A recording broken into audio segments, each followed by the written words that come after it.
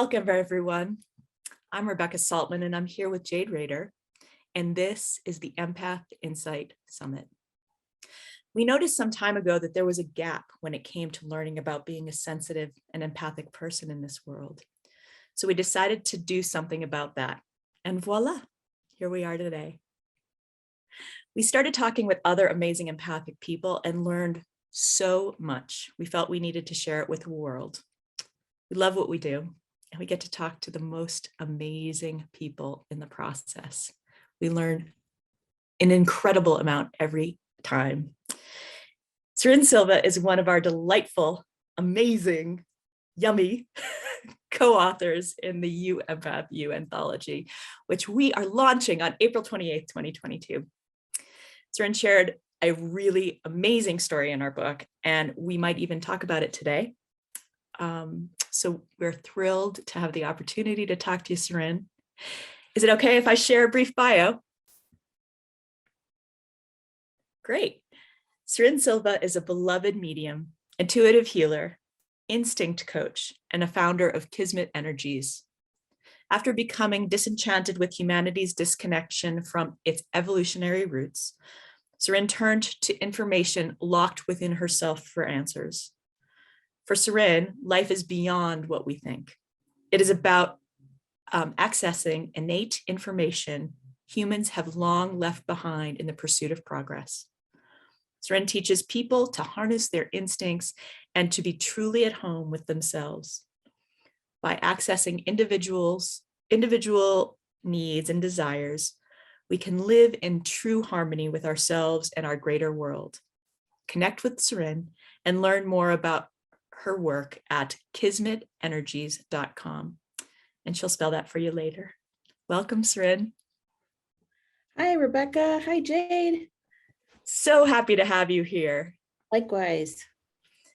So Jade, will you get us started? Absolutely. Serin, there's a lot going on in our world. How does one effectively manage their energy?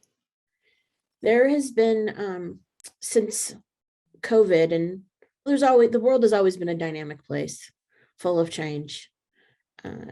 Things are never in our complete control like we think they are. I noticed particularly after COVID and the world being relatively off kilter that there was a lot of energy around us, the energy of fear, the energy of sadness, the energy of separation, the energy of just missing human connection. And so one of the things that I'm often asked about is, how do we manage all of these energetic vibrations? Sure, there are the feelings that accompany the sense of isolation, but how do we manage other people's energy? So you can imagine during COVID, if you're living in a house with 4 other people and everyone's going through the same thing, like most of us, all of us were experiencing, it can be difficult to know where your boundaries begin and where another's end. And the vibration sometimes becomes their vibration, or their feeling can become your own. And you can't tell the difference between, well, what am I really feeling and sensing? And what are they feeling and sensing? And how do I preserve my energy? So one of the things that I like to teach people is how to be cognizant of the vibrational element or the feeling that they get when they're overwhelmed, and how to manage that effectively. You can look at this through a scientific lens. You can look at it through a spiritual lens. You can talk about atoms. You can talk about quantum physics. It really doesn't matter. At the end of the day, it's a human vibration and a living vibration. And how do we manage that? So one of the things I like to teach is around boundary setting and how to start to tease out whose energy belongs to whom. In a non-COVID situation, this could be that you live in a very busy city. My daughter lives in a very busy city. She's an empath. And a lot of times when she comes back to her home, she's just overwhelmed by the energy. So we do a lot of work to put up a boundary, a metaphysical boundary that just kind of says, your energy stays with you, my energy stays with me. And for more evolved empaths, we tend to do cord cutting and other things to really keep our energy field clean, because it can be exhausting. It can be exhausting to pick up all of that energy. You're kind of like a sponge, and not necessarily a sponge of all good or all bad, but the end of the day, we kind of want to keep our own vibration with ourselves. That is amazing, Serin, because it's, you discern boundaries in a really beautiful way. And so what it makes me wonder is that when you're making a big decision, how do you know, how does one know that it's the best choice for them, especially given what you just described around boundaries? Well, the first step is really keeping that vibrational field clear, like I just talked about. And then when it comes to decision making, it's almost a must, because if you're not clear, both mentally, physically, and spiritually, it's going to be a lot harder to tease out the nuances of different decisions and figure out what is the right path. I think in this day and age, no matter who you are, no matter where you are, some sort of meditation practice is really, really key. And that again is part of this clearing, this metaphysical clearing of the energy field, so that you can just be calm and think about the information. I've been really glad in the last 3 years to see that business folks are really adopting meditation as a must practice that's towards their success, whether they're entrepreneurs or whether they're CEOs, they're really using meditation. And if meditation scares folks, what I'd like to say is just start with breathing. Start really simple. You don't have to go buy all these apps and do all this stuff. This is something that you do every day. You just turn it on and turn it off. And that's really important, just to ground or be connected to, because I know sometimes we use language that folks aren't familiar with, but grounding is really just staying within your space and just allowing whatever is going to happen and knowing that you're connected to something greater than yourself. So I think, the combination of meditation, breath work, being comfortable in your physical body, grounding, or just keeping your energy field clear are really good canvases or foundations to start when you're really having to ponder a really big decision. I have a lot of clients that come to me to read really big decisions, and I always encourage that we start there with the breath work and some clearing. Fabulous, Serin. You mentioned overwhelm earlier, yet managing the intuitive messages so that you don't let them overwhelm your life. How do you recommend people do that? So as an empath, just speaking for empaths in terms of managing intuitive messages that come into the field, I think the common theme today is really around boundary setting, because you don't have to receive every single message that comes up. You might be excited that you're receiving all these messages, and that's really great. Like, it's great to be connected to source or divine or God, whatever the word you like to use is, energy, but you can control it like a spigot, like a faucet. Do you want a lot of flow, or do you want a little bit of flow, or do you want no flow? And for folks who are not yet connected to their empathic gifts or aren't aware, I would say you have a gut sense of knowing and thoughts and ideas that pop up. And so if you put it through that lens, you can control the flow of how you're receiving that information. It's not that you're like this victim isn't the right word. It's not like you're just this open receptacle 24 hours a day to receive all the information. I know for myself, I had to really control that for a while, because once I became an open channel, I had intuitive messages coming in, kind of like Harry Potter with the mailboxes coming into the main dining hall, where all the owls fly in with messages and they're bombing the kids with all the letters. It can feel like that sense of overwhelm. And so, just recognize that you have a power to turn that on and off. Well, that's really good for what I was coming into my brain here around that, which is how do you translate the intuitive messages that you receive? Like, if it is Harry Potter and all of those things coming in, how can others translate those messages for themselves? If you don't have that discernment, it's really hard. So, Serin, how do you do that? The first step is to really just trust the information that's coming up. It may seem really outlandish. I remember when I was first translating intuitive messages, the first message I ever got was that Judi Dench was blind. And I was like, what? Why is this important? And I turned to someone that I was working with, one of my intuitive teachers, and she said, she really is going blind. And I was like, how did that, why is that important? But what I recognized was just always trust the information that comes up. no matter how weird it sounds, and just sit with it. And then for me as an intuitive, you build up a library of symbols over time that represent certain things.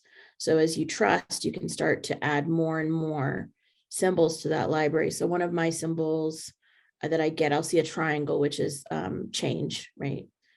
I think it's a Greek letter for change, or the delta, I should say. And so when I know that's happening, it means that there's some sort of change coming afoot. But really, it's just to trust your own sense of knowing as a human being. I think so often we intellectualize and we make stories. Well, this can't be real. And why is this? And this, it's like, don't bother yourself with that, because you're never going to have an answer. And I know this because I tried to find an answer. I tried every book and went to, I tried everything to understand. And it's just, that's not what it's about. And so when I let go and I trusted the information, it got a lot easier. Wow, Serin, that's really helpful. Why do you believe intuition is an essential part of the human experience? Well, I feel like when we were first out in the wild, I don't know, hundreds, thousands of years ago, we didn't have any of the tools that we have now. And that's fine. That was how we evolved as a species. But we used instinct and intuition to navigate where we were going to find food, where we were going to find shelter, who we could trust, who we could not trust, what animals we could befriend, who friends and foes. And we had to do it for our essential survival. And while I think progress is a beautiful thing, and, I'm not advocating that we all go back to that stage, I do think that as we evolved as a civilization, we let go our innate sense of knowing, and we labeled it as something that is strange, but in fact, it's so inherent to being human. And I think a lot of times when I'm working with people in a business context, I say, why would you leave 50% of your wisdom on the table? Because I believe it contributes so much. Use your inner knowing. Yes, you can trust data and information. I'm not telling folks to let go of that at all. I'm just saying activate your own inner sense of knowing within yourself and use that information to improve your life, to improve your health, to feel better, to improve your relationships with other people. And so I see one of the things that I think about often is just the challenge of technology and how it's a benefit, because we're all talking today, but it can also be very isolating. And so I would encourage folks who are watching the video today to really, challenge yourself. What do you know? What do you not know that you know in your heart? Because it's there. That is your guide. So it's such a good reminder. I can't even begin to, it's a beautiful reminder for all of us today. And so then I wonder, Serin, how does one know if they're having a spiritual awakening? Because there's not knowing, right? If they don't know, how do they know? Mm-hmm. So could you tell us a little bit about that? Sure. So I talk about this actually in the book. I was an advertising executive for a really long time, and I had no idea or no interest in intuitive realms whatsoever. In fact, if I'm being honest, I think when someone finally brought it up with me, I thought that's pretty ridiculous.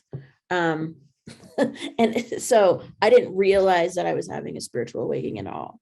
I was getting information. I was on a business trip and something pretty terrible happened. It didn't happen to me. It happened where I was.